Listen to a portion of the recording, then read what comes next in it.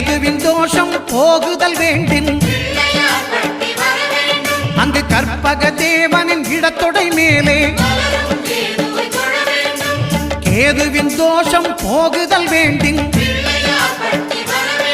அங்கு கற்பக தேவனின் இடத்தொடை மேலே